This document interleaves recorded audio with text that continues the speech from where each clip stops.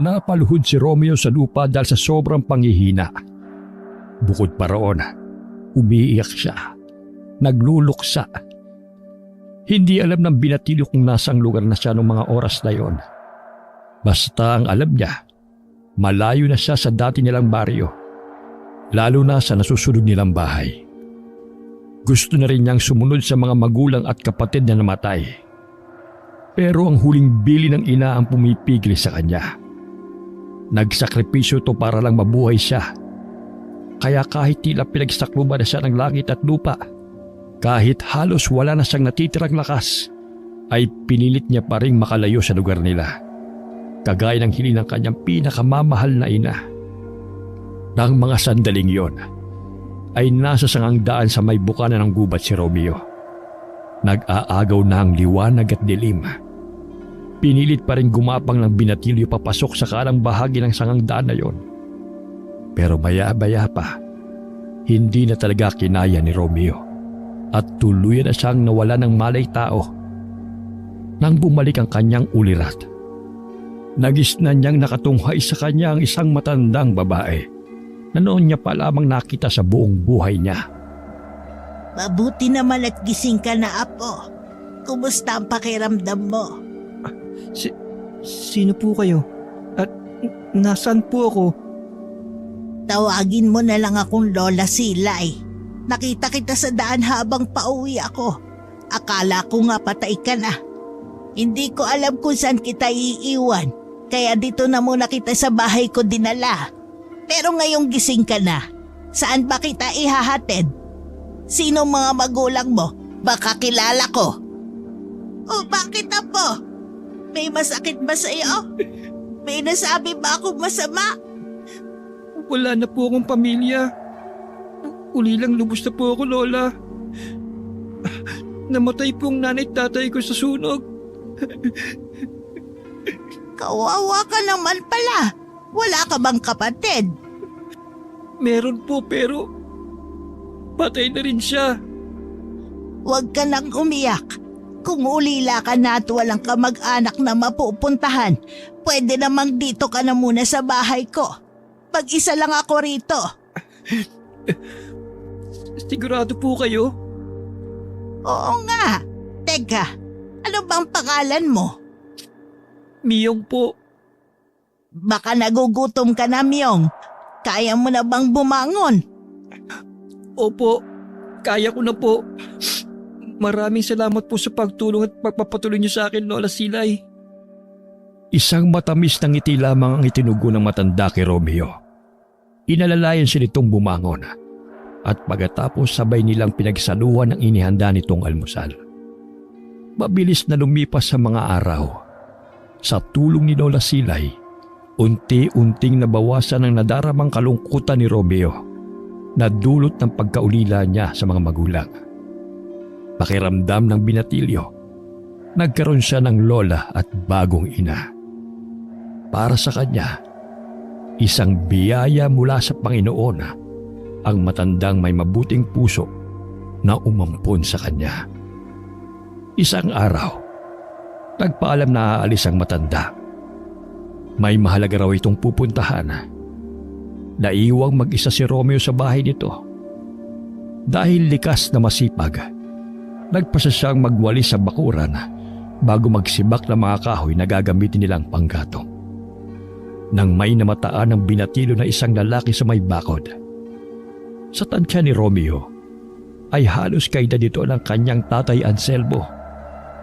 Ang ipinagtataka niya, titig na titig ito sa kanya na para bang kilala siya. May tutulong po ba ako sa inyo? Nandiyan ba si Nana Marcela? Wala pong Nana Marcela na nakatira dito. Silay po ang pangalan ng lola ko. Sino po ba kayo? Silay. Siya nga yun. Marcela o Silay. Apo ka ba niya? Bakit parang ngayon lang kita nakita? Opo, apo niya po ako. Matagal na po ako rito. Baka ngayon lang po ako natsyempuan dito sa bakuran namin. Ganun ba? Akala ko kasi anak ka nung kakilala ko eh. Magkamukha kasi kayo. Kaya po ba kanina niyo pa ako tinititigan? Oo, pero si Nana Marcela talaga ang sadya ko eh. Di bale, babalik na lang ako sa ibang araw.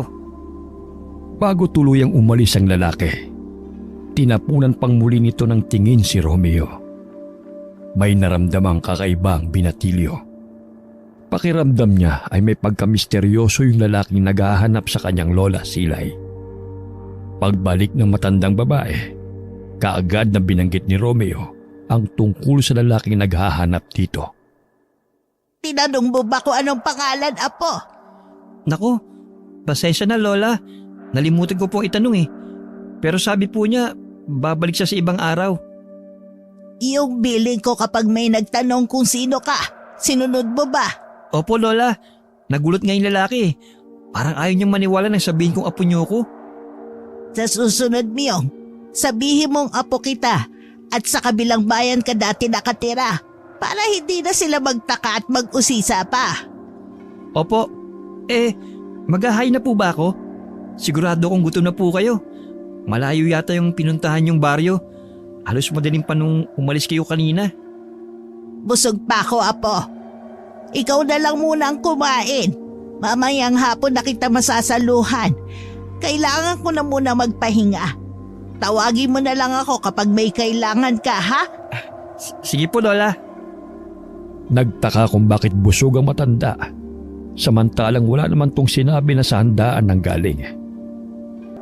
Hindi na lamang nag-usisa pa si Romeo. Kahit parang nawala na siya ng ganang kumain, ay pinilit niyang ubusin ang nasa plato niya. Nasanay na kasi ang binatilyo na sabay silang kumain lagi ng lola Silay niya.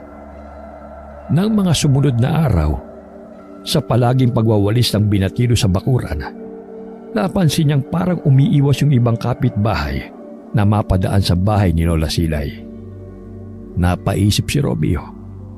Mabait naman ang matandang babae at magaling makipagkapwa-tao. Pero bakit parang takot na takot ang mga tao na mapagawi sa bahay nito? Gustong tanungin ni Romeo ang matandang umampun sa kanya tungkol sa bagay na iyon. Pero hindi akalain ng binatilyo na kusa niyang matutuklasan ang kasagutan sa kanyang mga katanungan. Isang madaling araw, naalimpungatan si Romeo sa narinig na kalabog. Sigurado siyang galing yun sa kusina ng bahay. Pupungas-pungas siyang bumangon at naglakad papunta sa kusina para alamin kung saan nagmula yung narinig niyang ingay. May gaserang nakapatong sa mesa na nasa kusina, kaya kahit paano ay hindi siya mangangapa sa dilim. Nang malapit na sa may mesa si Romeo, ay bigla siyang nakarinig ng mahinang ungol. Ungol na pamilyar sa kanyang pandinig.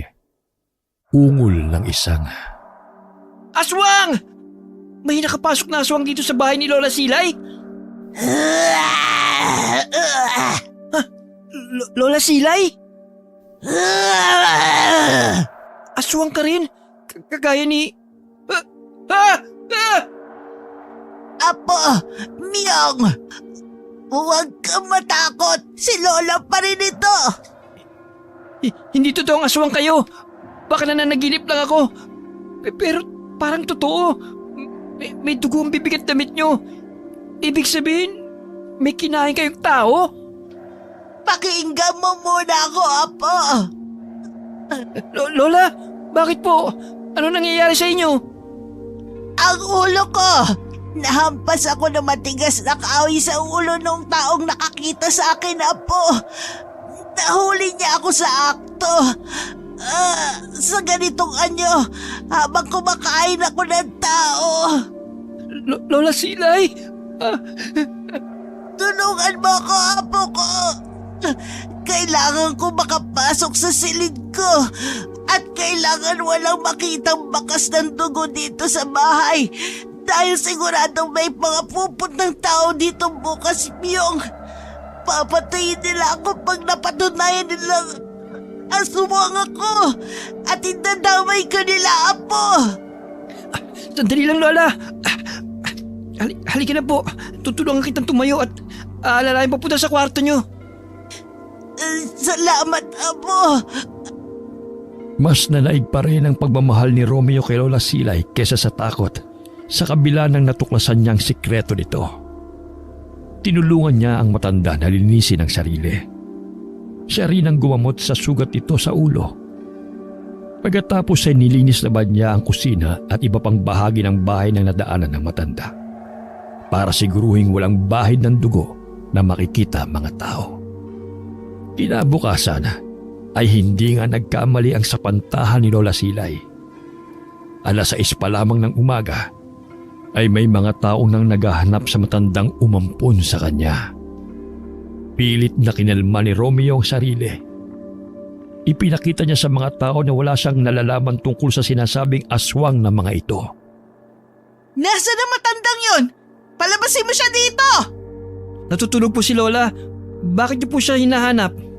Dahil siya ang aswang na pumatay sa kapitbahay kong buntis! Sigurado ako! Aswang ang lola mo! Po? Aswang? Si Lola? Imposible po yun. Hindi naman po siya umalis magdamag eh. Maaga kami naghahapunan at maaga rin po kami natutulog. Malamang hindi niya sasabihin sa'yo ang totoo dahil bata ka pa. Ayaw niya matakot ka sa kanya. Ano? Asa na si Nana Marcela? Kung talagang wala siyang kasalanan, kung talagang hindi siya aswang, bakit hindi niya kami harapin? Oo nga, tama! Tama yun! Tama! Palabasin mo siya! Hindi talaga aswang ang lola ko. Sandali lang po, tatawagin ko siya. Patutunayan ko po sa inyo na hindi totoo yung binibintang niyo sa kanya. Hindi mo na ako kailangan tawagin, Apo. Nandito na ako. Ano ba kailangan niyo at ang aga niyo mambulahaw? Patunayan mo sa aming hindi ka aswang ngayon din. At anong karapatan mo utusan ako, babae? Kung aswang ako, baka kanina ko pa kayo nilapa lahat. At kung aswang nga ako, di ba dapat lalo ka mag-ingat? Lola, kung aswang po kayo, dapat kinain niyo na rin ako. Kasi alam ko po kapag aswang, kahit sariling anak kinakain eh. Hindi na makikilala kahit kapamilya kapag naaatake na ng pagiging halimaw. Biyog, Apo. Ako na po nagsasabi sa inyo, hindi aswang ang lola ko. Isa lang siyang ordinaryong tao gaya natin. Hindi niya kayang manakit ng kapwa katulad ng ibinibintang nyo. Basta hindi kami titigil hanggat hindi namin nalalaman kung sino yung aswang na pumapatay dito sa lugar natin. At sa oras na malaman naming tamang hinala namin, humanda ka, Nana Marcela. Kanina pinagbibintangan mo ko, ngayon naman pinagbabantaan. Kung wala na kayong sasabihin, umalis na kayo sa pamamahay ko. Basta tandaan nyo to, kapag nakumpirma naming aswang ka, malilintikan ka sa amin pati ang apo mo. Huwag na huwag niyong idadamay ang apo ko at talagang magkakasubukan tayo. Lumayas na kayo! Layas! Kababakasan ng mukha at boses ni Lola Silay ng matinding galit. Nagpanting ang mga tenga ng matanda pagkarinig sa sinabi ng babae na idadamay si Romeo sa oras na mapatunayan ng mga ito na aswang nga si Lola Silay. Maging ang binatilo ay kinabahan sa biglang pagbagsik ng anyo ng matandang babae. Dahil doon kung kaya dali-dali nagsialisa ng mga taong sumugod sa bahay ng matanda. Ang malaking pagkakamali ng mga ito, tinandaan ni Lola Silay ang mga mukha ng susunod nitong mga biktima. Salamat sa pagtatanggol mo sa akin, Apo. Wala po yun, Lola. Hindi ko naman po hahayaang saktan kanila eh. Hindi ka na ba natatakot sa akin ngayon? Natatakot pa rin po. Pero alam ko pong hindi niyo naman ako sasaktan eh. Kasi kung gagawin niyo yun, dapat nung una pa lang. Halos 1 taon na rin po ako dito sa bahay niyo. Wala po kayong ibang pinakita sa akin at pinaramdam sa akin kundi kabutihan at pagmamahal. Miyong, Apo. Hanggat wala po silang pruweba, hindi ka nila pwedeng saktan. Kaya wag po kayo magpapahuli, Lola. Sa susunod na paglipad niyo, mag-iingat po kayo lalo. Oo, Apo. Maraming salamat sa paalala at sa pagtanggap mo sa akin kahit isa akong halimaw.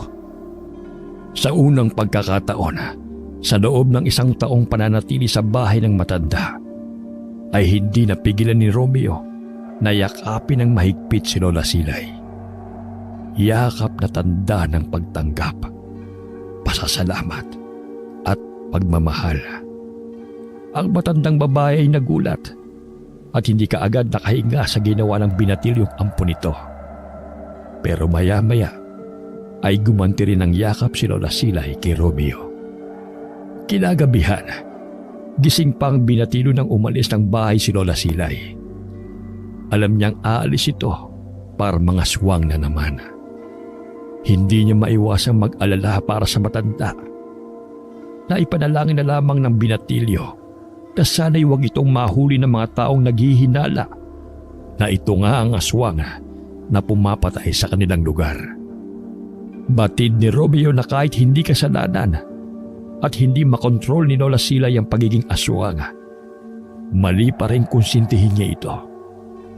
Lalo't alam niya na sa bawat pag-alis nito, ang kapalit niyon ay isa o higit pang buhay ng mga inosenteng tao. Pero malaki ang utang na loob niya kay Lola Silay. Bukod pa roon, napakabuti nito sa kanya. Kaya kahit nalaman niya ang tunay nitong pagkatao, tanggap niya pa rin ito bilang lola niya. At handa siyang protekta ng sekreto nito sa abot ng kanyang makakaya. Kinabukasan, may dumating na hindi inaasahang bisita sa bahay nila. Kayo po yung naghahanap kay Lola nung nakaraang araw? Ako nga, pero hindi siyang sadya ko, kundi ikaw. Ako po? Ano pong ibig niyo sabihin? May bagong biktima na naman ng aswang. Isa sa mga taong sumugod dito sa inyo kahapon. Paano niyo po nalamang may mga nagpuntang tao rito kahapon? Hindi na mahalaga yon. Alam kong alam mo rin na aswang si Nana Marcela. At alam ko rin hindi kanya totoong kadugo. Hindi ko po alam ang sinasabi niyo. Isa akong albularyo. Nakumpirma ko mula sa aking gabay na hindi ka totoong apo na matandang aswang na nakatira sa bahay na yan. Gabay po? Oo, gabay. Dahil sa gabay ko at sa isa pang personal na dahilan kung bakit ko na lamang si Nana Marcela ay isang aswang. Isang mabangis na aswang. Pero lola ko po siya. Mabuti po siya sa akin. Kinupkup niya po ako at itinuring pong parang tunay niyang apo. Tama nga hinala ko. Nung unang beses pa lang kita nakita. Anak ka ni Anselmo. Ha? Bakit po kilala niyong tatay ko? Kaibigan ko siya. Kilala rin niya si Nana Marcela. Paano pong nangyari yun? Mahabang kwento. Pero kung talagang gusto mong malaman ang sagot, puntahan mo ako sa aking kubo. Gusto ko rin malaman kung paano napunta kay Nana Marcela ang anak ng aking kaibigan. Saan ko po makikita ang kubo niyo, Mang... Berting. Mang Berting na lamang ang itawag mo sa akin. Ano nga pala ang pangalan mo? Romeo po. Pero Myong po ang palayaw ko. Basta bumulong ka lang sa hangin, Myong. Kapag handa ka ng puntahan ako, susunduin ka ng gabay ko. Matagal nang nakalis si Roberto, pero nakatulala pa rin si Romeo. May pakiramdam ang binatilyo na marami siyang matutuklasang sekreto sa sandaling magtungo siya sa kubo nito. Hindi na siya nagulat nang malamang ginantihan ni Lola Silay ang mga taong nagbanta sa matanda. Sigurado siyang iisa-isahin nito ang mga taong yun hanggang sa maubos. Ang gumugulo sa isip ni Romeo ay ang sinabi ni Roberto na si Nana Marcela ay isang mabangis na aswang. Kinabukasan, hinintay muna ng binatilyo na makaalis ang matanda bago siya lumabas ng bahay.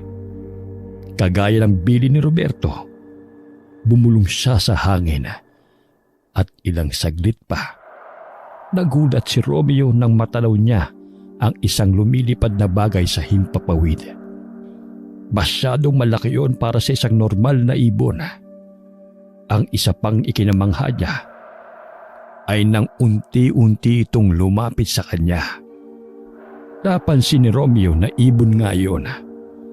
Parang isang malaking pabo na umaapoy ang buntot. Dahan-dahang bumaba ang nasabing ibon at pumuesto na parang nag-aanyayang sumakay siya sa likod nito. Natakot ang binatilyo dahil baka mapaso siya ng buntot nito. Pero nang maalala si Roberto at ang mga gusto niyang malaban, ay biglang naglaho ang lahat ng kanyang mga pag-aalinlangan. Nang sa wakas ay nakasakay na si Romeo sa likod ng malaking ibon na mukhang pabo, ay nagulat siya nang mabilis itong lumipad pataas. Muli siyang namangha dahil hindi man lang siya napaso sa umaapoy na buntot nito. Halos hindi na malayan ni Romeo kung gaano katagal ang naging paglalakbay nila. Nawili siya sa pagtingin sa mga ulap at sa magagandang tanawin sa ibaba habang lumilipad sila. Hanggang sa namalayan na lang niyang nasa isang bundok sila. Bumaba ang ibon sa gitnang bahay kung saan naroroon ang isang maliit na kubo. Napalilibutan ng iba't ibang klase ng halaman, mga boteng nakabitin at naglalakihang matandang mga puno. Dahil likas na magalang, hindi muna pumasok sa bakuran ng kubo ang binatilyo. Tinawag niya muna si Roberto. Tao po! Mang Berting! Nandito na pala kayo ni Bulalakaw. Halika, Myong. Pasok. Bulalakaw? Oo, Myong. Siya ang gabay ko na gumagabay din sa sagradong bundok na ito sa isla ng Panay. Ibig sabihin, mula Negros ay dinala ko dito ng iyong gabay, Mang Berting? Baka hanapin po ako ni Lola. Huwag ka mag-alala. Ihahatid ka pabalik ni Bulalakaw.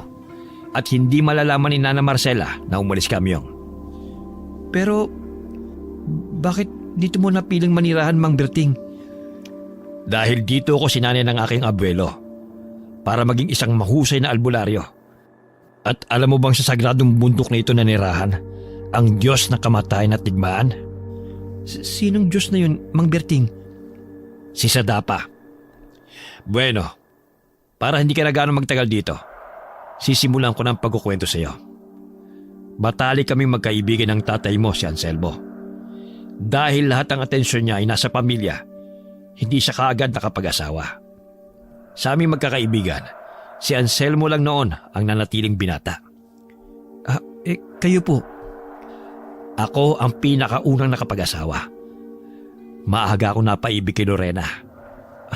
Nasa na po siya? Bakit hindi niyo siya kasama dito sa kubo niyo, Mang Berting? Wala na siya. Mag-isa na lamang ako sa buhay. Pareho po pala tayong ulila na. Ako ang pumatay sa kanya, Myong. Kinitil ko ang buhay ng pinakamamahal kong si Lorena. Napatulala si Romeo sa mga narinig mula kay Roberto. Ang mapait at madilim na nakaraang matagal na niyang kinalibutan ay biglang nagsalimbayan sa kanyang isipan. Naalala niya kung paanong pinatay ng sarili niyang ama ang pinakamamahal niyang bunsong kapatid.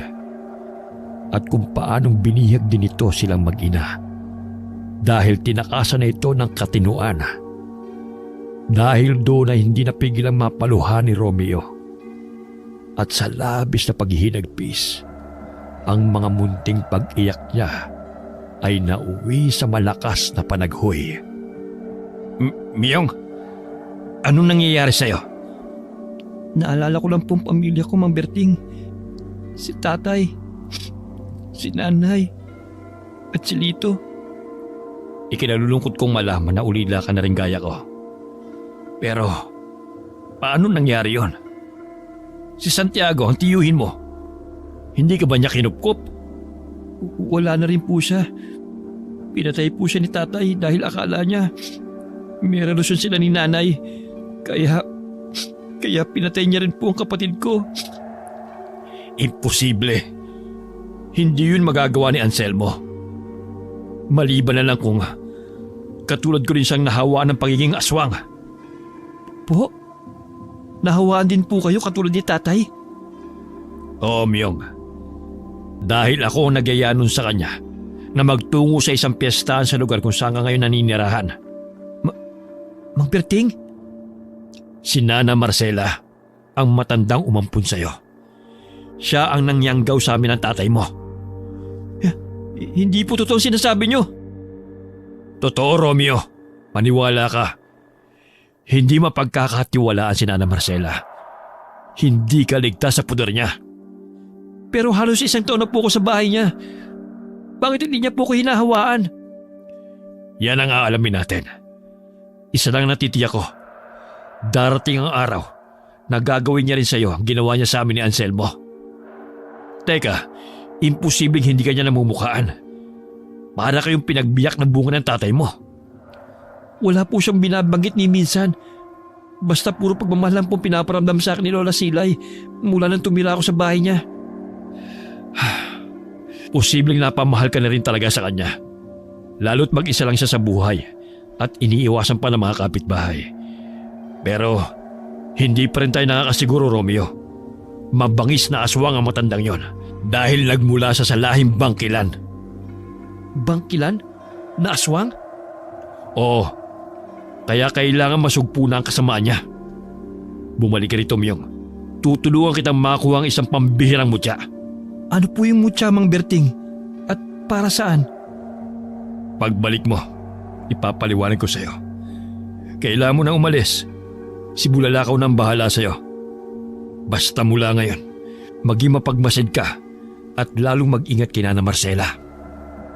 Hindi na malaya ni Romeo kung gaano katagal na ang naging paglalakbay nila ni Bulalakaw pabalik ng Negros.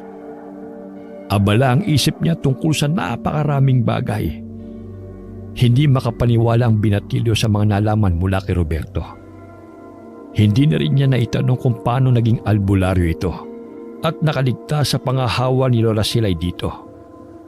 At lalong hindi makapaniwala si Romeo na ang matandang nagligtas ng buhay niya ay siyang ugat ng pagkasira ng kanyang pamilya. Na ito pala ang naging dahilan para malaso ng isip ng tatay niya na naging sanhi upang kitlin nito ang mga buhay ni na Santiago at Lito. At dahil sa pagiging halimaw ni Anselmo, nawala rin ang pinakamamahal na ina ni Romeo. Bago umalis ang gabay ni Roberto, yumukod dito ang binatilyo bilang pasasalamat at pagbibigay galang. Pagtingin niya sa orasan ay nagulat ang binatilyo. Yun din kasi ang oras ng pag-alis niya patungo sa sagradong bundok na kinaroroonan ng kubo ni Roberto. Sa kabila ng nadarabang paghihinagpis, hindi pa rin napigilan ni Romeo na mapangiti dahil sa pagkamangha. Nangako siya sa sariling babalik muli sa kubo ni Roberto. Gusto niya ring maging katulad nito na isang mahusay na albularyo. Laking pasasalamat ng binatilyo na hapon na nang bumalik sa bahay si Lola Silay. Pero nagulat siya nang makitang may kasama itong batang babae na sa tansya niya ay nasa edad 12 anyos pa lamang. Sino po siya, Lola? Nakapagluto ka na ba, Apo? Sigurado kasi ako nagugutom na si Lita. Lita? Oo, Myong. Katulad mo, natagpuan ko rin siya na walang malay sa may gubat. Kaya tinulungan ko at inuwi ko rito. Habang nasa daan kami, bumalik na ang ulirat niya at nalaman kong ulila na rin siya. Kaya 2 na kayong apo ko. Mahalin mo sana at ituring na parang tunay mong kapatid si Lita, Myong. Opo. Sandali lang la. Maghahain na po ako para makakain na tayo. Lalo na si Lita. Salamat, Apo. Napakaswerte ko talaga sa'yo. Napakabait mong bata at habang nagkakaedad lalong gumagandang lalaki. Alam mo ba, kahawig mo yung naging bisita namin nung minsan may piyesta rito. Talaga po? Oo, pero ang alam ko taga malayong baryo siya. Ikaw naman sa karating baryo lang nakatira, hindi ba? Opo, Lola. Baka nagkataon nung po nakahawig ko siya. Sige po. Pupunta na po ako sa kusina. Lita, sandali lang Kakain na tayo, ha? Oo nga pala, Myong. Baka magtaka ka. Hindi pala kwento itong si Lita. Napilit ko lang magsalita kaninang nagtanong ako tungkol sa pamilya niya. Marahil ay gaya mo, Masaklap din na naging karanasan niya dahil sa pagkaulila. Ganun po ba? Hindi bale, kakausapin ko po siya palagi at kukwento ko ng magagandang bagay. Pwede ko po ba siyang ipasyal paminsan-minsan? Saka na lang, apo. Huwag mo na munang hahayaang makita ng mga tao si Lita. Hindi kasi natin alam, baka may naghahanap pala sa kanya na nagtatangka sa kanyang buhay. Hindi ako makakapayag na isa man sa inyo ay mapahamak. Naiintindihan ko po. Huwag po kayong mag-alala. Mula ngayon, aalagaan at poprotektahan ko po si Lita. Salamat naman kung ganon, Myong. Marahil dahil naalala ni Romeo kay Lita ang yumaong bunsong kapatid, kaya magaan agad ang loob niya sa dalagita. Kumuhang muli ng tiyempo ang binatilo na wala si Lola Silay. Dahil hindi niya gustong iwanang mag-isa doon si Lita, ay nagpasya siyang isama ito sa sagradong bundok. Doon lamang kasi kontrolado ng gabay ni Roberto ang oras. Hindi niya alam kung anong mangyayari sa dalagita habang wala siya. Bago umalis, kinausap muna ni Romeo si Lita. Lita? Gusto mo mamasyal? Saan naman, Kuya Myong? Medyo malayo pero maganda ron. Talaga? Sige, basta kasama kita kahit saan gusto kong puntahan. Pero may hihilingin sana ako bago tayo umalis. Ano yun? Pwede bang sikreto lang natin to? Lalo na yung lugar na pupuntahan natin. Huwag mong sasabihin kay Lola ha? Kasi pag nalaman niya, baka di na tayo ulit payagan nun sa susunod. Ang ako, Kuya Myong, hindi makakarating kay Lola. Salamat, Lita. Pasya, halika na. Huwag kang bibitaw sa kamay ko ha. Pupunta muna tayo sa may puno ng akasya. Tapos bubulong sa hangin si Kuya. Doon tayo susunduin ng kaibigan ko. Huwag ka matatakot sa kanya ha. Isang matamis na ngiti lamang ang itinugon sa kanya ng dalagita. Pero pagdating ni Bulalakaw, ay bigla itong napasigaw sa takot. Mabuti na lamang at kaagad na natakpan ni Romeo ng mga kamay ang bibig ni Lita. Saka lamang niya tinanggal ang mga iyon nang tuluyan na itong kumalma. Ang takot na nadarama ng dalagita ay unti-unting napalitan ng pagkamangha. Lalo na makumbinsi niya itong sumakay sa likod ni Bulalakaw. Nakakamangha naman ang kaibigan mo, Kuya Myong. Saan at paano mo siya nakilala? Siya ang gabay ng aking ama-amahan, Lita. Ama-amahan? Pero akala ko ulila ka na rin tulad ko. Totoo yun. Kailan ko lang din nakilala si Mang Berting at nalaman kong kaibigan pala siya ng aking ama. Talaga? Anong klaseng nilalang siya? May kapangyarihan ba siya kaya may alaga siya ang katulad ni... Ano palang pangalan nitong kaibigan mo, Kuya Myong? Siya si Bulalakaw. Bulalakaw? Ang ganda ng pangalan niya. Sana palagi mo akong ipasyal sakay kay Bulalakaw. Oo naman. Basta hindi malaman ni Lola. Palagi tayo makakapunta sa kubo ni Mang Berting sa sagradong bundok. Huwag kang mag-alala. Hindi ko sasabihin sa kanya. Isa pa, natatakot talaga ako kay Lola Silay. Lagi ko kasing napapanaginipan na isa siyang halimaw. Sa panaginip ko, siya raw ang kumain sa mga magulang ko. Lita? Alam ko panaginip lang yun, pero parang totoo. Pero minsan, nakukonsensya ako. Kasi mabait siya sa akin. Sa atin. Siya ang tagapagligtas natin, Kuya Myong. Tama ka. Kaya huwag ka na matakot sa kanya. Isa pa, panaginip lang yun, Lita. Hindi yun ang realidad. Pero paano kung magkatotoo? Ano ka ba? Alisin mo yan sa isip mo. Tingnan mo, malapit na tayo sa may ulap. At nakikita mo rin ba yung mga tanawin sa ibaba? Ang ganda, di ba? Oo nga, ang ganda. Abot kami na natin ng mga ulap, Kuya Myong. Hindi man natin sila masisilip mula rito. Yung pamilya natin. Di ba pagkatapos ng mga ulap, langit na? Baka naman, pwede rin natin silang bisitahin. Sa tingin ko hindi pwede. May limitasyon lang ang pwedeng puntahan ni Bulalakaw. Mga kabundukan lang ang kanyang nasasakupan, Lita. Hindi tayo pwedeng humiling ng higit pa sa pwede niyang ipagkaloob. Ganun ba? Naiintindihan ko. Sana kahit sa panaginip, dalawin nila ako. Hayaan mo, kapag nagkaroon ako ng kapangyarihan, ako mismo ang tutupad sa hiling mo. Talaga? Pero paano ka magkakaroon ng kapangyarihan? Binigyan ka ba ni Bulalakaw? Yan ang dahilan ng pagpunta natin dito, Lita.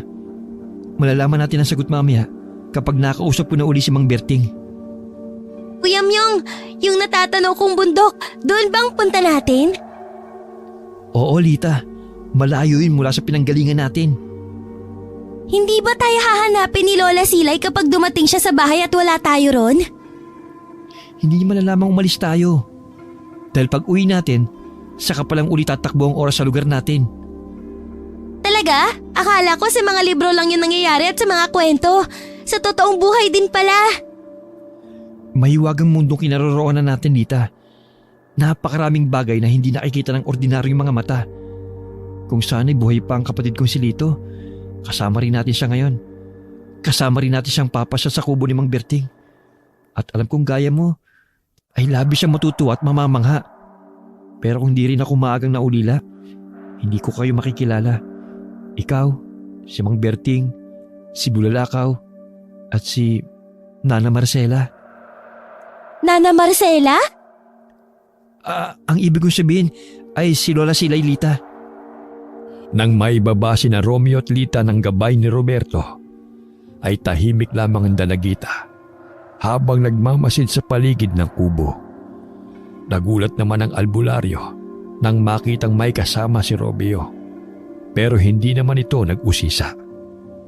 Ipinakilala ni Romeo ang kasama pagkapasok nila sa kubo. Matamang tinitigan lang ito ni Roberto pero hindi ito nagkomento. Seryoso lamang ang mukha nito. Nakababakasan din ng tila pagkabalisa. Labis na ipinagtaka yun ng binatilyo. Sa palagay ko ito ng tamang oras para mapasayong mutya, Romeo. Hindi tayo nakakatiyak kung kailan ka muli makakabalik dito. May pinaplanong matandang yon sa pag-aampon ng mga katulad nyo. Marahil ay nagbabalak siyang bumuo ng hukbo ng mga aswang. Aswang? Mang Berting, hindi alam ni Lita ang tungkol sa... Hayaan mong malaman niya. Dahil katulad din natin siya, na biktima ni Nana Marcela.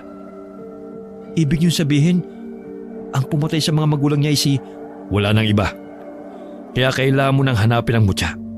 Nang sa gayon, ay may pangontra na kayo laban sa mabangis na aswang na yon. Kung araw-araw siyang umaalis, nangangahulugan lamang na araw-araw din siyang pumapatay ng mga inosenteng tao. Baka marami na rin siyang nayanggaw sa mga karatig lugar, Romeo. Paano at saan ko po makukuha ang mutya, Mang Berting? At paano po si Lita? Huwag mo siyang alalahanin. Maiiwan siya rito kasama ko. Hindi kita maaaring tulungan, Myong. Kailangan makuha mo ang mutya ng saging ng mag-isa. Gagabayan ka lang ni Bulalakaw upang matagpuan mo ang kinaroroonan ng puno. Paano po kung mabigo ako? May tiwala ako sa iyo. Isa pa, isipin mo mga magulang at kapatid mo. Pati ni rin ang mga magulang ni Lita at ang mga taong nabiktima at mabibiktima pa ni Nana Marcela. Kapag hindi natin nasugpo ang kasamaan niya, maraming pamilya pang mawawasak at maraming buhay ang mawawala. Kuya Myong, ano po bang pinag-uusapan niyo? Ipapaliwanag ko si mamaya kapag nakauwi na tayo, Lita. Bumalik ka rito sa Biyernes Santo, Romeo. Isama mo si Lita kung nag-aalala kang maiiwan siya mag-isa ron. At ihanda mo rin ang sarili mo dahil mapapalabang ka sa mas marami pang mga aswang. Ninukuban ng matinding takot si Lita dahil sa mga narinig, lalo na nang mabanggit ni Roberto ang salitang aswang. Ganoong nilalang din kasi ang pumatay sa mga magulang ng dalagita. Nasaksihan mismo nito ng paslangin ng aswang ang mga magulang nito. Nagtataka pa noon ang dalagita kung bakit hindi siya pinatay ng nasabing halimaw. Sa labis ng pagkahindik sa nasaksihan, tumakbo palabas ng bahay si Lita. Tumakbo ng tumakbo kahit hindi alam kung saan ito patutungo. Umiiyak sa takot hanggang sa maubusan ng lakas ang dalagita at nawala ng malay tao sa gubat kung saan ito natagpuan ni Nana Marcela. Halos iisa lang ang naging kapalaran nito at ni Romeo. Marahil ay pinagtagpo talaga ng tadhana ang dalawa. Hanggang makaalis si Bulalakaw at makapasok sila sa loob ng bahay, ay tulala pa rin si Lita. Hinayaan na lang muna ito ni Romeo. Inasikaso niya ang mga gawaing bahay para pag-uwi ng matanda ay maayos na ang lahat. Nang makapagluto ng pananghalian, ay mahinahong kinausap ng binatilyo si Lita. Nakumbisi naman niya itong kumain muna bago niya ipaliwanag dito ang mga pinag-usapan nila ni Roberto. Napangiti si Romeo dahil marami ang nakain ni Lita. Nagustuhan nito ang niluto niyang gulay. Galing yun sa kubo ni Roberto. Alam na rin niya ang isasikot kay Lola Silay sa sandaling magtanong ang matanda kung saan niya yun nakuha. Lita, alam kong ginugulo ang isipan mo ng mga narinig mo sa amin ni Mang Berting kanina. Ano yung mutya, Kuya Myong? At bakit sabi niya aswang daw si Lola? Totoo ang lahat ng mga sinabi niya. Nagulat din ako nung malaman ko eh. Ang totoo, bago ko pa nakausap tungkol dun si Mang Berting, natuklasan ko ng tunay na pagkatao ni Lola Silay. Nasaksihan mismo ng mga mata ko ang anyong halimaw ng matandang kumupkup sa atin, Lita. Pero sa kabila ng lahat, tinanggap ko siya at pinagtakpan sa mga tao. Kaya hindi ko halos matanggap nang malaman kong siya pala ang ugat ng pagiging ulila ko. Si Lola Silay o Nana Marcela ang naging dahilan ng pagkamatay ng mga mahal ko sa buhay. At siya rin ang pumatay sa mga magulang mo. Ano? Siya yun? Yung aswang na kumain sa nanay at tatay ko? Oo, Lita. Kaya hindi tayo ligtas dito. Hindi ko alam kung may ideya na siya na anak ako ni Tatay Anselmo, na isa sa mga nayanggaw niya noon. Niyanggaw? Oo. Ibig sabihin, hinawaan ng pagiging aswang. Dahil doon, nagawang patay ng tatay ko ang kapatid niya. Pati na rin ang kapatid ko. Tapos ikinulong niya kami ni nanay. Dapat tatakas kami. Sinunog kong bahay namin sa galit ko sa aking ama. Pero mag-isa lang akong nakalabas ng buhay. Nahuli kami ni tatay. Para makaligtas ako, nagsakripisyo si nanay.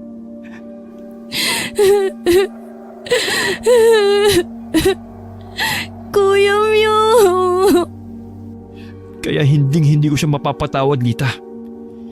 Ipaghihiganti kong pamilya ko. Pati na rin ang mga magulang mo. Lalong-lalo na ang kapatid kong kinatay at kinain ng sarili naming ama. Dala ng matinding lungkot at paghihinagpis, mahigpit na nagyakapan ang dalawa. Nangako sina Romeo at Lita na dadamayan nila ang isa't isa. Nagkasundo rin silang mananatili muna sa poder ni Lola Silay para hindi tumakalatang alam na nila ang katotohanan. Kagaya ng nakaugalian, gabi na naman umuwi ng bahay ang matanda. Masigla itong sinalubong ni Romeo at ipinaghain. Tuwang-tuwa naman si Lola Silay. Wala itong kamalay-malay sa binabalak na paghihiganti rito ni na Romeo at Roberto. Si Lita naman ay tahimik lamang at pinanindigan ang pagiging mailap kay Romeo. Saka lamang sila nag-uusap kapag wala roon ang matandang babae. Kinabukasan, nabalitaan ni Romeo na sunod-sunod ang pag-atake ng aswang sa baryo nila. Talagang iniisa-isa ni Lola Silay yung mga taong sumugod noon sa bahay nito at nagbanta sa matanda. Habang lumilipas sa mga araw, ay nadadagdagan ng pangamba sa puso ng binatilyo. Hindi rin niya maiwasang mainip habang hinihintay na sumapit ang Biyernes Santo.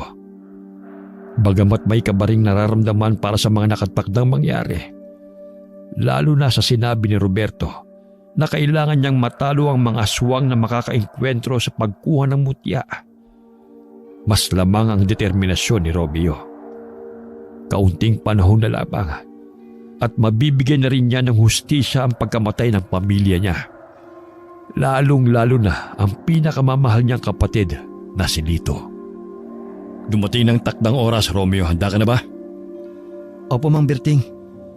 Kayo na munang bahala kay Lita. Huwag ka mag-alala. Ligtas siya ito sa kubo.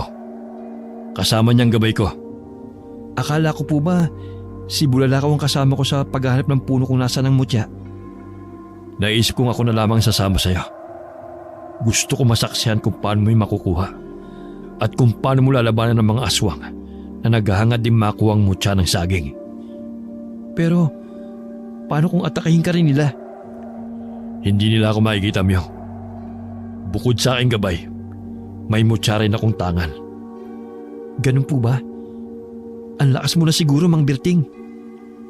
Ilang buwan din ako nagsanay at nag-aral ng panggagamot. Pati na kung paano gumamit ng mga orasyon. Pero hindi kita matutulungan. Sasamahan lang kita, Myong. Ikaw mismo ang kailangang tumalo sa mga kalaban. Ikaw lang. Naiintindihan ko po, Mang Berting. Mag-iingat ka, Kuya Myong. Salamat, Lita. Hintayin mo ako rito, ha. Pangako babalikan kita. Tara na po, Mang Berting. Oo nga, at malayo pang lalakbay natin. Bulalakaw, ikaw na muna ang bahala kay Lita at dito sa kubo. Ikinampay ni Bulalakaw ang mga pakpak. Tanda ng pagtugon kay Roberto. Matapos doon ay naghanda na sa pag-alis ang dalawa para hanapin ang puno ng saging na pagkukunan ni Romeo ng mutya. Naiwang nag-aalala si Lita habang umuusal ang taimtim na dasal na sana'y magtagumpay ang binatilyo na itinuring na niyang tunay na kapatid sa misyon ito. Sa sandaling makuha ni Romeo ang mutya, kaya nang harapin ng binatilyo ang aswang ng bangkilan na naghahasik ng lagim sa kanilang bayan. Magwawakas na ang kasamaan nito at may paghihinti na niya ang mga mahal nila sa buhay. Mahaba-haba din ang nilakad nila upang makarating sa destinasyon. Umaga sila umalis sa kubo, pero gabi na nang matagpuan nila ang puno. Nagulat pa si Romeo na mapagtantong bukod sa Biyernes Santo noon, kabilugan din pala ng buwan. Kaya malinaw niyang nakita ang puno na ang puso o bunga ay nakaharap sa silangan. Maghihintay pa tayo ng hating gabi, Romeo. Ilang oras pa yon. Kainin na muna natin itong baong dala ko. Siguro na may kumain na si Lito sa mga oras na ito. Sige po, Mang Berting. Ano po pala ang gagawin ko mamayang hating gabi? Nakatitiyak naman akong ito na yung punong hinahanap natin. Kaya mamaya, tumingala ka bago pa sumapit ang alas 12 ng hating gabi. Itapat mong mukha mo sa bunga ng saging habang nakanganga. Maghintay ka lang at kusang bubuka yon. Kailangan sa bibig mo mismo malaglag ang mutya, Myong. Saka pa lamang magsisimula ang tunay na pagsubok. May darating po bang mga aswang? Oo. Ang mga aswang na yon ay palagi nag-aabang. Ngunit hindi ipagkakalubang mutya sa may masamang puso. Paano ko po malalamang nalampasan ko na ang pagsubok? Sa sandaling bumuka ang puso ng saging, isa-isa na maglalabasan ng iba't ibang klase ng mga aswang na naghahangad sa mutya. Kaya kailangan maunahan mo sila. Makikipaglaban ka sa mga nilalang na yon. Gamit lamang ang pisikal mong lakas. Tiyakin mong hindi nila yun makukuha sa bibig mo hanggang sumapit ang bukang liwayway. Sa oras na yon, unti-unti na maglalaho ang mga aswang. Yun din ang magiging sukatan at patunay kung karapat dapat kang magmay-ari ng mutya ng puso ng saging, Romeo. Habang kumakain, paulit-ulit na naglalaro sa isipan ni Romeo ang mga bilin sa kanya ni Roberto. Ayon pa sa albularyo, kailangan niya ng lakas para malabanan ng mga aswang na nais makipag-agawan sa pagkuha ng mutya. Bagamat may tiwala sa sarili ang binatilyo, dahil ang paghihiganti kay Nana Marcela ang isa sa mga nagpapalakas sa kanya, umusal pa rin si Romeo ng taimtim na panalangin sa itaas. Humingi siya ng iba yung tapang at lakas para sa nalalapit niyang pakikipaglaban sa mga aswang. Nangako rin sa sarili ang binatilyo na gagawin niya ang lahat ng kanyang makakaya upang magtagumpay siya sa kanyang misyon. Lalo na't alam niyang may isang inosenteng Lita na naghihintay at umaasa sa kanya sa kubo ni Roberto. Ilang minuto pa bago maghating gabi, nakahanda na si Romeo. Tumayo siya at tumingala na nakatapat ang mukha sa puso ng saging, gaya ng bilin ni Roberto. Ito naman ay nakatayo ilang hakbang mula sa kanyang kinaroroonan at hinihintay ang mga susunod na kaganapan. Kahit nangangalay na ang mukha at katawan, ay tiniis yun lahat ng binatilyo. At ilang saglit pa, natapos na rin ang paghihintay niya. Dahan-dahang bumuka ang puso ng saging at nasilaw siya sa liwanag na nagmumula roon. Higit na maliwanag kaysa sa sinag ng bilog na buwan. Pumikit na lamang si Romeo habang hindi gumagalaw sa kanyang pwesto. Hindi na niya nakita ang unti-unting paglabas ng makinang na batong kulay matingkad na karbon. Kagaya ng inaasahan, dire-diretsong pumatak yun sa nakangangang bunganga ng binatilyo. Pero kasabay din ng pagtikom ng bibig niya ay ang nakabibinging mga ungol at angil sa paligid. Saglit na binalot ng takot ang buong sistema niya. Pero agad ding nawala yun nang marinig ni Romeo ang malakas na sigaw ni Roberto. Huwag ka magpapatalo sa takot, Romeo! Kahit anong mangyari, huwag na huwag mong hahayaang makuha nila sa iyong mutya. Hindi yan pwedeng mapunta sa masama. Kapag nangyari yun, papaslangin ka nila. Pati ako, mapapatay na nila. Lalo't hindi ko kasama ang aking gabay. Matutuntun nila pati ang kubo ko kung nasan sina Bulalakaw at Lita. Pagkarinig sa mga sinabi ng albularyo, biglang nakaramdam ng matinding puot si Romeo. Ito ang naging sandata niya upang labanan ng mga aswang. Nagawa nga niyang hindi ibuka ang bibig hanggang sumapit ang bukang liwayway. Pero hindi siya nakaligtas sa mga kalmot at kagat ng mga aswang. Palibhasa ay pisikal na lakas lamang ang gamit niya dahil hindi pa napapasa kanya ang mga taglay na kapangyarihan ng nakuha niyang mutya. Dahil tadtad ng sugat ang buong katawan at dala na rin ang labis na pagod, nawala ng malay tao ang binatilyo. Pero bago tuluyang nagdilim sa kanya ang lahat, nagawa niya pang lunukin ang mutya ng saging. Sa tulong ng gabay ni Roberto, mabilis niyang naiuwi sa kubo ang binatilyo. Nang makita ni Lita si Romeo, ay kaagad yung pumalahaw ng iyak. Lalo na nang makitang duguan na tadtad ng sugat ang buong katawan ng Kuya Myong nito. Kuya Myong!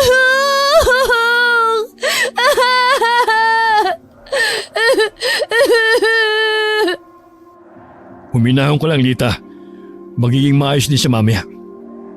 Pero puno po ng sugat ang buong katawan niya, Mang Berting. Huwag kang mag-alala. Pagagalingin si Romeo ng tangan niyang mutya. Ibig sabihin, Tamang naiisip mo. Nagtagumpay nga si Romeo. Nakapasa sa pagsubok at karapat-dapat siyang magmay-ari ng makapangyarihang mutya ng saging.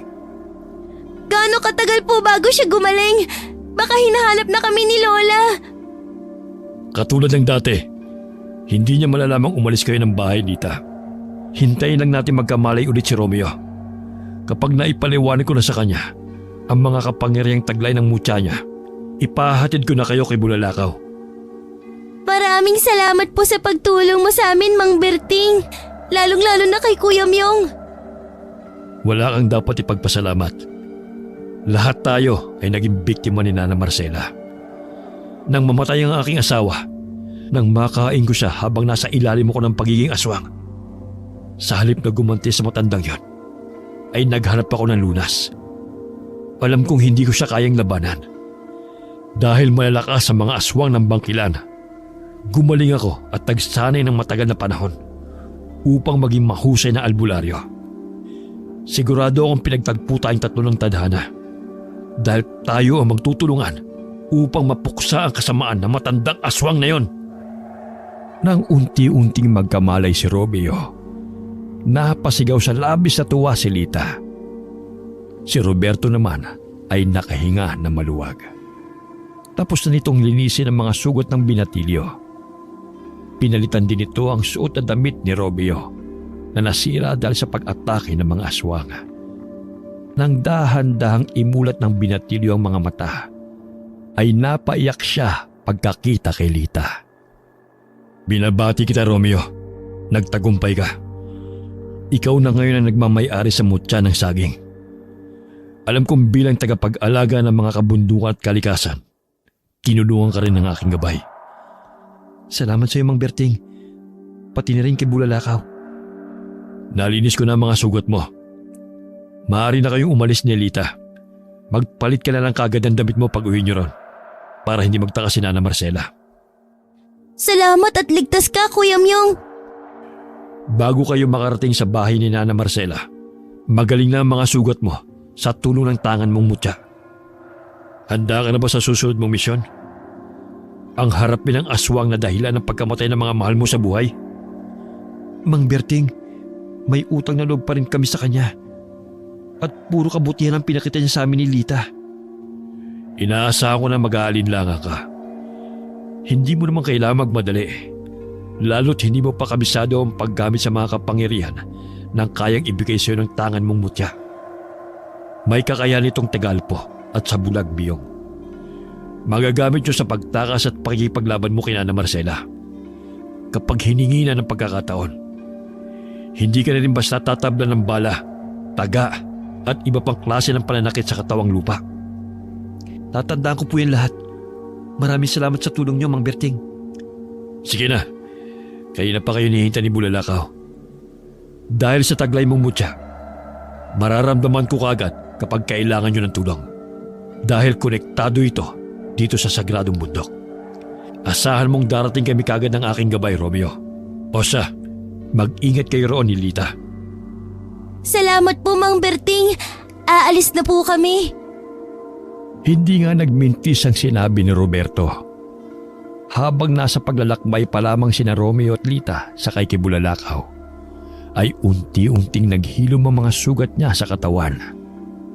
Lalong namangha ang dalawa sa kapangyarihang taglay ng mutya ng saging. Kagaya ng bilin ni Roberto, kaagad na nagpalit ang damit si Romeo pagdating sa bahay ni Lola Silay. Bago umuwi ang matandang babae, nagawa na nila ni Lita ang lahat ng mga gawaing bahay.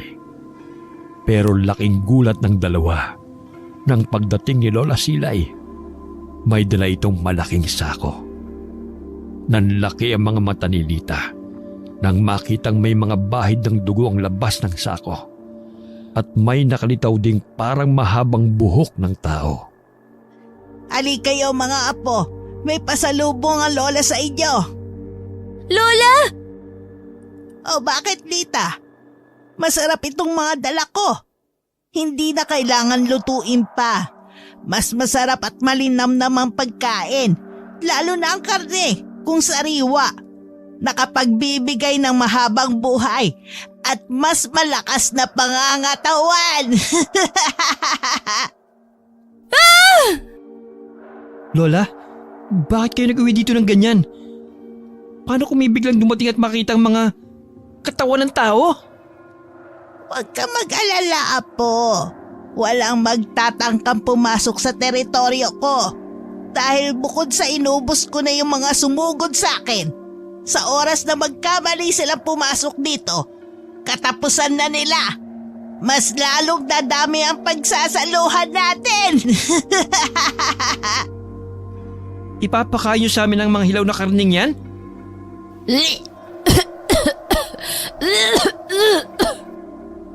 Bakit hindi?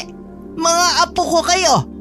Dapat lang na kung anong pagkain ko, yun din ang kakainin ninyo.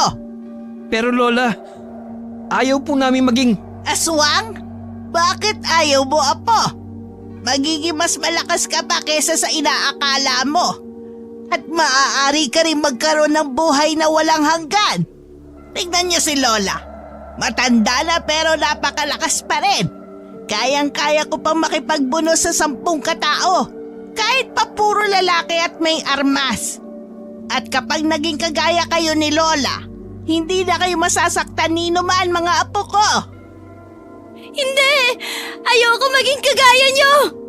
Halimaw!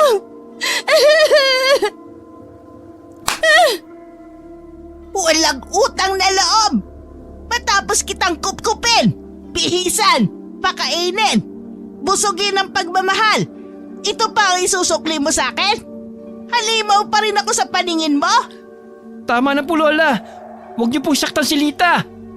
At ikaw, Romeo, akala mo ba'y hindi ko alam ang totoo na anak ka ni Anselmo? Lola Silay? At nararamdaman ko nang may binabala kayong dalawa nitong silita laban sa akin. Ang hindi ko pa alam ay kung sinong kasabwat ninyo na lumalason sa utak nyo. Pero bago yon, gagawin ko na muna kayong katulad ko. Lalo ka na, Romeo. Sigurado ako magiging isang malakas na aswang ka, kagaya ng iyong ama. Sayang nga lamang at nang matigas noon si Anselmo. Pero hindi niya pa rin naman natakasan ang pagiging halimaw. Ikaw may kagagawan kung bakit ako maagang naulila. Kung bakit nasira ang pamilya namin. Kung bakit naging halimaw si tatay. Hindi kita mapapatawad na Marcela. Anong itinawag mo sa akin? Paano mo nalaman ang tunay kong pangalan, Romeo? Hindi na mahalaga yon. Ang mahalaga, alam na namin kung ano ka talaga. Masama ka na Marcela. Dapat mapuksa ang kasamaan mo. At ano naman ang magagawa ng isang lampang gaya mo laban sa akin? Hindi ako basta aswang lang, Romeo. Isa akong aswang na bangkilan. Mula sa araw na ito, hindi na kayo pwedeng lumabas kahit sa bakuran ng bahay ko. Naiintindihan niyo? At anong gagawin niyo sa amin? Ikukulong? Aalis na kami ni Lita ngayon din. Anak ka nga talaga ni Anselmo. Matapang. Pero wala namang binatbat. Sige, umalis kayo. Nang matsyempohan kayo at gawing hapunan ng mga bagong yanggaw na alagad ko. Napakasama mo talaga, Lola Silay! Oo, Lita. Kaya nga nagawa kong patayin ng mga magulang mo kahit kaharap ka. Nasaksihan mo yun, hindi ba? Kung paano ko nilapa ang pinakamamahal mong ama't ina.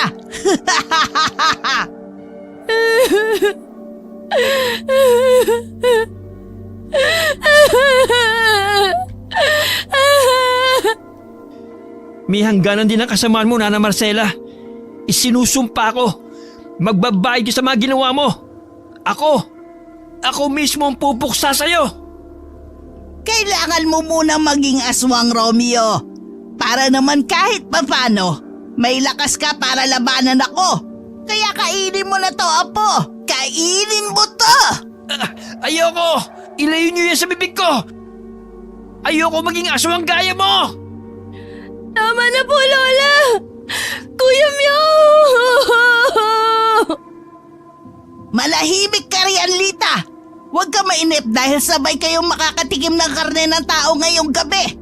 Kapag nangyari yun, hindi na kayo mag-iisip umalis dito sa pamamahay ko. Hindi nyo na ako iiwan, mga apo ko. Magsasama tayo habang buhay bilang isang masayang pamilya. Gagawin nating aswang ang lahat ng tao sa baryong ito. Pati na rin ang mga karating lugar. Kahit anong pagpalag ni Romeo at pakiusap ni Lita sa matanda, hindi nila ito napigilan. Bago matapos ang gabing yun, ay tuluyang nayanggaw ni Lola Silay ang dalawa. Pero sa tulong ng mutya ni Romeo, hindi siya tinablan ng pagiging aswang. Tanging si Lita lamang. Mabilis na umepekto rito ang ginawa ng matandang aswang na kumupkup sa kanila. Katulad ng plano ni Lola Silay.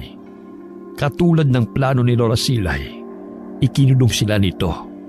Saka ito umalis para maghanap ng mga bagong mabibiktima.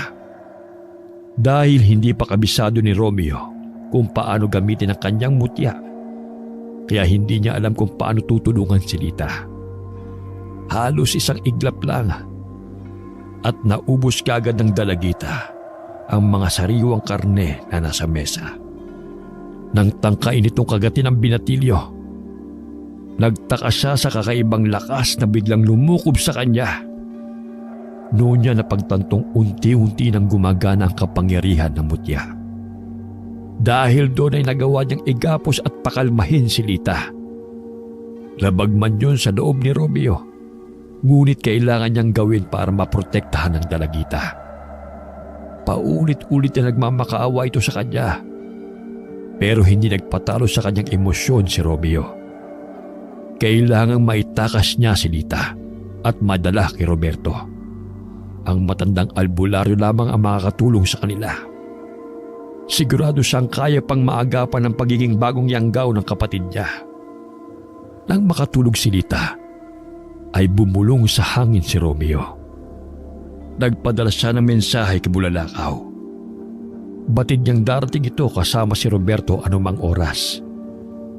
At hindi nga siya nabigo. Bago siya sumakay sa malaking ibon, tinapunan muna niya ng tingin ang bahay na minsan nilang naging tahanan. Saglit na nakaramdam ng lungkot si Romeo. Pero kaagad ding napalitan yun ng tuwa. Habang nasa himpapawid sila, sumilay ang isang nakalolokong ngiti sa labi ng binatilyo. Nakikinikinita na niya magiging reaksyon ni Lola Silay. Sa sandaling hindi na sila nito madatnan sa bahay. Ano pong gagawin natin sa kapatid ko, Mang Berting? Ako nang bahala sa kanya. Ngunit kakailanganan din natin ang tulong ng iyong mutya. Gagawin ko pong lahat, gumaling lang si Lita. Ikaw, sigurado ka bang hindi ka tinablan ng pangyayanggaw sa iyo ni Nana Marcela? Hindi po, Mang Berting. Dahil sa aking mutya. Kung ganon, gumagana na pala ang mga kapangyarihan ng mutya. Ayaw mo bang magsanay muna at alamin kung paano ito gamitin? Wala na pong oras. Balak ni Nana Marcela na nayanggawin ang lahat ng tao sa baryo namin. Pati na rin po mga karatig na lugar. Talagang naghahasik siya ng lagim. Sa sandaling masiguro ko pong maayos na si Lita, babalik ako ron para hanapin siya, Mang Berting. Sigurado ka bang kaya mo na siyang labanan? Hindi niyo po ba ako tutulungan? Tutulungan kita. Siyempre naman. Oo nga po pala. Kaya niyo po bang gamutin ang lahat ng mga taong niyanggaw ni Nana Marcela? Depende, Romeo. May limitasyon din ang kakayahan ko. Lalo pat sa bawat taong ginagamot ko, nababawasan ang lakas ko. Sa ganito mga pagkakataon, kapag tuluyan mo nang hinarap si Nana Marcela, may mga buhay na kailangang isakripisyo.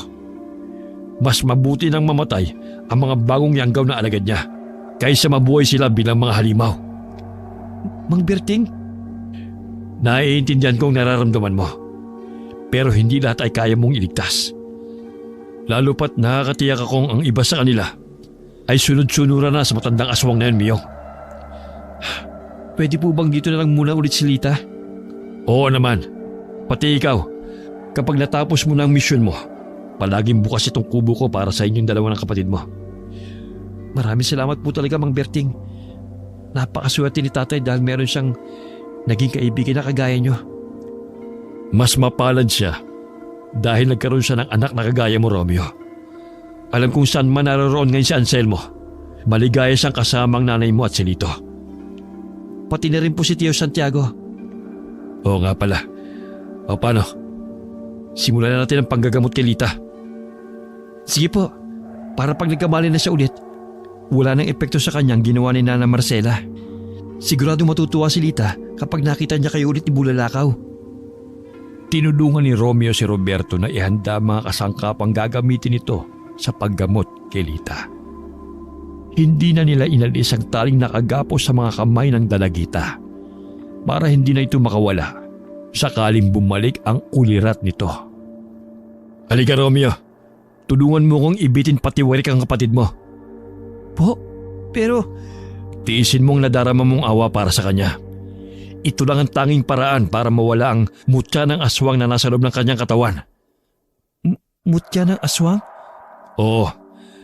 Kaya bilisan na natin bago pa tuluyang lumaki ang halimaw na nasa loob ni Lita. Sa sandaling sambitin ko ang orasyon, makakaramdam ng matinding pananakit ang tiyan ng kapatid mo. Huwag mo siyang hahawakan, Romeo. Kailangan maisukan niya ang tinanim sa kanya ni Nana Marcela. Naintindihan ko po, Mang Berting. Pinigilan ni Romeo ang sarili na lapitan si Lita nang simulan na ni Roberto ang orasyon. Namilipit ang nakabiting dalagita sa matinding pananakit ng tiyan. Walang humpay din ang pagsuka nito at pagdaeng. Pati ang binatilyo ay napaluha nang makitang umiiyak si Lita. Lalong nadagdagan ang nadaramang puot ng binatilyo para sa matandang umampon sa kanila. Naisumpa niya sa sariling tatalunin at tatapusin na niya ito sa oras na muli sila magkaharap. Hindi tumigil sa pagbigkas ng mga salitang hindi maunawaan ni Romeo ang matandang albularyo. Hanggang sa unti-unting sumuka si Lita ng malapot at maitim na likidong may nakakasulasok na amoy. Napatakip na lamang sa ilong ang binatilyo upang hindi siya maduwal. Nang tuluyang maisuka ni Lita ang isang itim na sisiw, ay saka pa lamang tumigil si Roberto sa ginagawa nito. Lita?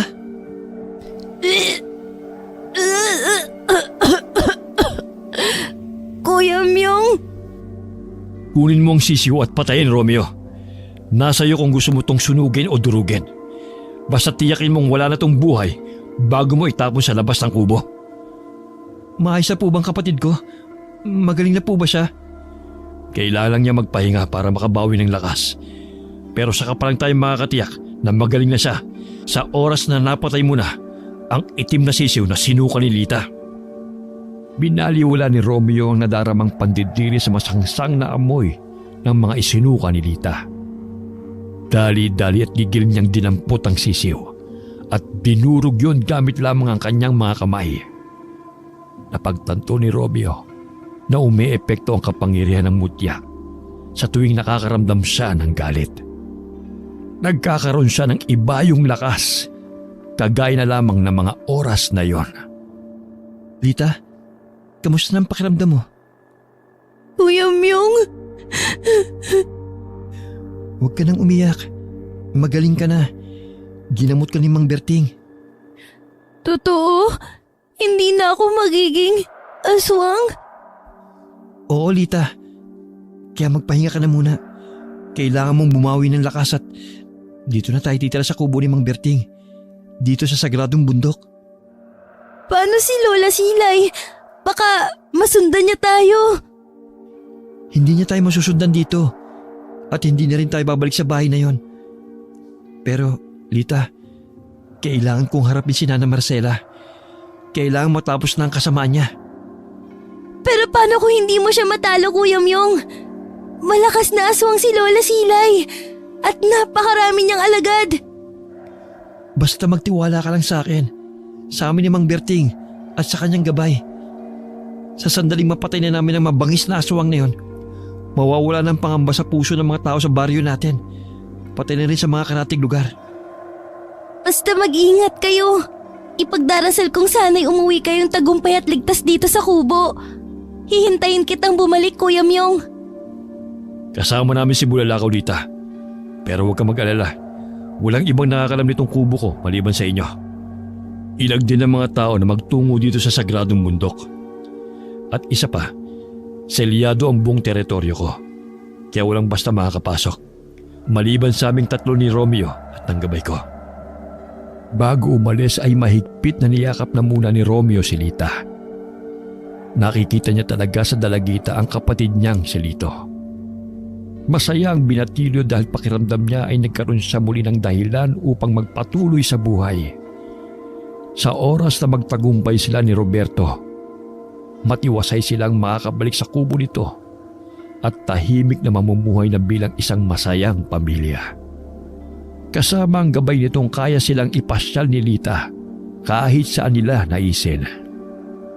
Nagulat si Romeo nang halos isang iglap lang ay naroon na sila sa baryo ni Lola Marcela. Simbilis ito ng totoong bulalakaw na nagpapakita paminsan-minsan sa kalangitan. Napukaw ang atensyon ng binatilyo nang malalakas sa sigawan ng mga tao sa baryo. Nang igala niya ang paningin, nanlaki ang kanyang mga mata sa mga nakita.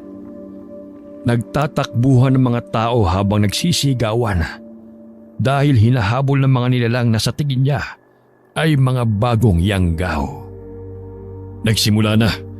Kapag naagat ng mga bagong yanggaw ang mga natitirang tao dito sa baryo, tuluyan ang magiging pugad ng aswang ang lugar na ito. Ano pong dapat natin gawin, Mang Berting? Ang mga bagong yanggaw ay tatablan pa ng Tegalpo at sa bulag, Romeo. Pero mahihirapan kang gamitan yon ang matandang aswang na kumupkup sa inyo. Sa bulag? At Tigalpo? Hindi ko po alam ang mga yon at hindi ko pa po nasusubukan. Hipnotismo at kapangyarihan upang hindi ka makita lalo na sa dilim, Romeo. Huwag ka mag-alala. Sa oras ng panganib, tutulungan ka ng mutya. Ako nang bala sa mga bagong aswang. Hanapin mo si Nana Marcela. Mag-iingat po kayo, Mang Berting. Oo. Hayaan mo at sabay tayong babalik sa kubo ko. Sana magtagumpay ka. Sa mga kamay mo nakasalalay ang kaligtasan ng mga tao sa baryong ito. Ang mga natitirang taong hindi pa nayayanggaw ni Nana Marcela. Sinubukan ni Romeo kung gagana na ba ang kapangyarihan ng mutya. Ginawa na lamang niya ang paraan ng pagtawag sa gabay ni Roberto. Pero hindi sa hangin bumulong, kundi sa mutya mismo na tangan niya. Habang naglalakad ang binatilyo, may nakasulubong siyang isang grupo ng mga bagong aswang. Naghanda siya para labanan ng mga ito. Pero sa kanyang pagtataka, ay nilampasan lamang siya ng mga iyon. Napangiti si Romeo nang mapagtantong gumana na ang kapangyarihan ng mutya para sa bulag. Habang hinahanap niya si Lola Silay, nanlumo si Romeo nang madaanan ng mga taong nakahandusay sa daan na natitiyak niyang mga biktima ng mga bagong aswang na kanyang nakasalubong. Gusto man niyang tulungan ng mga taong hinahabol ang aswang, pero mas kailangan niyang unahin si Lola Silay. Ang aswang na ugat ng lahat ng mga pagpatay, karahasan at kaguluhan. Maya-maya ay tila may bumubulong sa kanya na magtungo sa sangang daan kung saan siya nito natagpuan noon. Sa tulong ng mutya ng saging, mabilis lamang na nakarating doon si Romeo at hindi nga siya nagkamali. Naroon nga ang matandang aswang kasama ang 3 pang grupo ng mga bagong yanggaw. Halos lahat ay pamilyar ang mga mukha sa binatilyo. Mga residente ng baryong iyon na ginawang alagad ni Nana Marcela. Nana Marcela! Miyong, apo ko! Sabi ko na nga ba't susundan mo si Lola eh? Bumalik lang ako para patayin ka! Patayin ako? Talaga? At paano mo naman gagawin yon, iho? Baka hindi mo pa ako nalalapitan eh. Pinagpepiestahan ka na nitong mga alagad ko. Teka lang, paano nangyaring hindi ka tinablan ng yanggaw? At nasa na nga po kung si Lita, ang kapatid mo? Hindi mo malalaman kung nasan siya. At hindi mo na makukuha ulit si Lita. Talagang nagmana ka nga sa tatay mo, Romeo. Sabihin mo sa akin, sinong kasabot mo para pagtangkaan ang buhay ko? Sino? At bakit ko naman sasabihin sa inyo kung sino? Pero kilala mo siya, Nana Marcela. Isa sa mga nayanggaw mo nung kasama ng tatay ko. Huwag mong sabihin, si Roberto. Ang hangal na yon. Kung ganon, siya yung tinutukoy mo nun na lalaking naghahanap sa akin. Ang pagkakataon nga naman, mukhang sabay ko pa kayong ireregalo sa mga bago kong alagad ngayong gabi, Romeo. Tamang-tama. Sigurado akong hinihintay na si Roberto ng pamilya niya sa impyerno. At ng kaibigan niyang hangal din, kagaya niya na si Anselmo. Nang marinig ang pangalan ng ama, ay biglang nagngit-ngit si Romeo. Ang nadaramang matinding galit ay nagbigay sa kanya ng kakaibang lakas. Inutusan ni Lola Silay ang isang grupo ng mga alagad nitong aswang na sugurin si Romeo. at sa pagkamangha ng matanda, sa isang iglap lang napatumba ng binatilyo ang lahat ng mga iyon. Inutusan nito ang isa pang grupo at muli natalo ang mga iyon ni Romeo. Ang huling grupo ay ginamitan niya ng Tegalpo na nagpadali sa pagpatay niya sa mga ito. Napasigaw sa galit si Lola Silay nang mapagtantong may pinanggagalingan ng kakaibang lakas at kapangyarihan ng isa sa mga ampon nito. Kaya pala malakas ang loob mong kalabanin ako, Romeo! Saan nang galing ang lakas at abilidad mo? Hindi mo na kailangan malaman pa, Nana Marcela. Basta hindi ako aalis sa baryong to hanggat hindi ko nabibigyan ng katarungan ng pagkamatay ng pamilya ko. Talagang tatapusin mo ko? Sa kabila ng mga ginawa ko para sa'yo? Para sa inyo ni Lita? Minahal ko kayo na parang mga tunay kong kadugo! Dahil may balak ang masama sa amin. Hindi ka marunong magmahal, Nana Marcela. Wala kayong mga utang na loob! Lalo ka na, Romeo! Isa kang hangal! Hinding-hindi ka magtatagumpay sa binabalak mo! Kung may matitira mang buhay sa ating dalawa, ako yon at hindi ikaw! At nagsimula na nga ang sagupaan ng dalawa. Lakas sa lakas, tapang sa tapang. Kapwa puno ng galit ang kanilang mga puso. Si Romeo, dahil sa ginawa ng matanda sa tatay niya, kay Roberto at sa mga magulang ni Lita. Si Lola Silay naman, dahil sa pagtataksil ng mga inampon at itinuring na tunay nitong mga apo. Napagtanto ni Romeo na tama nga ang sinabi ni Roberto. Kakaiba ang lakas ng isang aswang ng bangkilan. Nahirapan siyang gamitan ng matanda ng Tegalpo at sa bulag. Dahil hindi pa niya ganun kakabisado ang paggamit sa mutya ng saging, napuruhan ng matandang aswang na bangkilan si Romeo. Mabuti na lamang at dumating sa tamang oras si Roberto. Nagsanib puwersa sila ng binatilyo para matalo si Nana Marcela.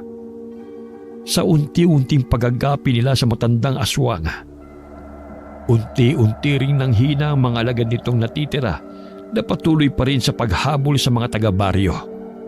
Bago tuluyang nawalan ng hininga si Nana Marcela, tinawag nito ang pangalan ni Romeo. Romeo! Apo! Sana'y mapatawad niyo ako ni Lita. Humihingi din ako ng tawad sa iyo, Roberto. Totoong minahal ko kayo ni Lita, Apo. Lalong-lalo ka na, Romeo. Lola Marcela. Tapos na rin sa wakas, Romeo. Matatahimik na rin ang baryong ito. Pati na rin ang mga kaluluwa ng lahat ng nasawi dahil sa matandang yan. Wala ang dapat pagsisihan.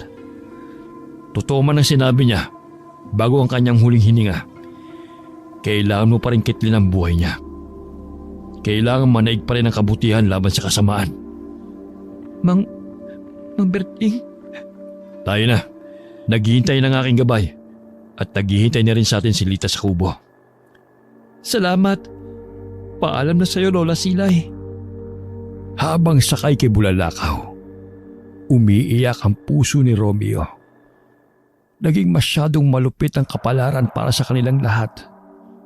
May mga buhay pang kinailangang mawala para lamang ang kasamaan ng aswang na bangkilan na si Nana Marcela ay mapuksa.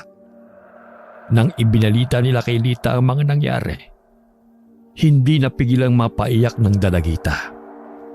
Sa kabila ng mga natuklasan at ginawa sa kanila ng matandang aswang, ay totoong napamahal din ito sa dalagita. Nang makabisa na ni Romeo ang paggamit sa mga kapangyarihan ng mutya, tinupad niya ang pangako kay Lita. Natutulungan nitong makita at makausap muli ang mga magulang. Naging masaya at payapa ang buhay ng magkapatid sa kubo ni Roberto. Madalas silang mamasyal sa kay Bulalakaw. Tinulungan din ni Roberto si Romeo na magsanay bilang isang mahusay na albularyo. Wakas. Napaluhod si